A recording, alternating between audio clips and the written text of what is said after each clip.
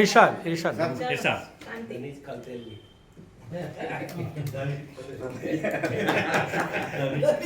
આજે સવારે પણ એને યાદ કર્યા હતા. ગઝલ છે ઇરશાદ મતલા ભલા મા બાપની પીડા સમજતી હોય છે બેટી. ભલા મા બાપની પીડા સમજતી હોય છે દીકરી. ઘણા સદભાગ્યથી ઘરમાં જન્મતી હોય. ભલા મા બાપની પીડા સમજતી હોય છે દીકરી. ઘણા સદભાગ્યથી ઘરમાં જન્મતી હોય છે બેટી. અને કદી મા બાપની જ્યારે વહે આંખોથી ગંગા ને જમના તો કદી મા બાપની આંખે વહે ગંગા ને જમના તો એ જોઈ માછલી જેવું તડપતી હોય છે. કદી મા બાપની આંખે વહે ગંગા ને જમના તો એ જોઈ માછલી જેવું તડપતી હોય છે બેટી.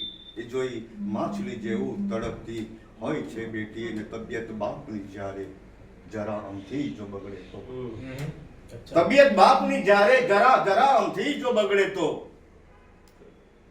પિતાને પ્રેમથી ત્યારે ઝઘડતી હોય છે બેટી. પિતાને પ્રેમથી ત્યારે ઝઘડતી હોય છે બેટી. અને ગણીને રૂપ લક્ષ્મીનું ખુશીથી આવકારે છે. ગણીને રૂપ લક્ષ્મીનું ખુશીથી આવકારે છે. એવા મા બાપનું સદભાગ્ય બદલતી હોય છે દીકરી. એવા મા બાપનું કિસ્મત બદલતી હોય છે દીકરી. એવા મા બાપનું કિસ્મત બદલતી હોય છે દીકરી. અને ભલે પરણીને થઈ ગઈ કોઈના દિલની એ ધડકન પણ ભલે પરણીને થઈ ગઈ કોઈના એ દિલની ધડકન પણ સદા મા બાપના દિલમાં ધડકતી હોય છે. ભલે પરણીને થઈ ગઈ કોઈના દિલની એ ધડકન પણ સદા મા બાપના દિલમાં ધડકતી હોય છે દીકરી. સદા મા બાપના દિલમાં ધડકતી હોય છે દીકરી.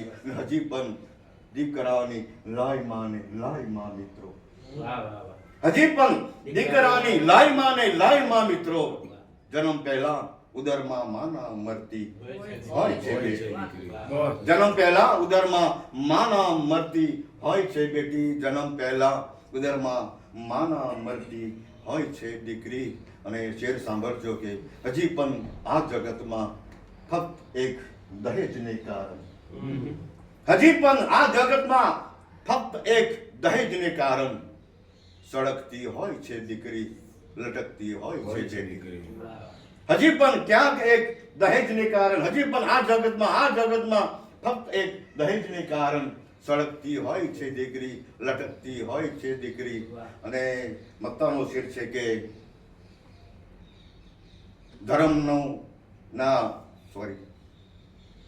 મત્તાનો શેર છે કે સ્વયં મા બાપ જ્યારે ધર્મનું નામ જ્ઞાન આપે તો સ્વયં મા બાપ જ્યારે ધર્મનું નામ જ્ઞાન આપે તો દિશાવિહીન થઈ ત્યારે ભટકતી હોય છે. સ્વયં મા બાપ જ્યારે ધર્મનું નામ જ્ઞાન આપે તો દિશાવિહીન થઈ ત્યારે ભટકતી હોય છે દીકરી. દિશાવિહીન થઈ ત્યારે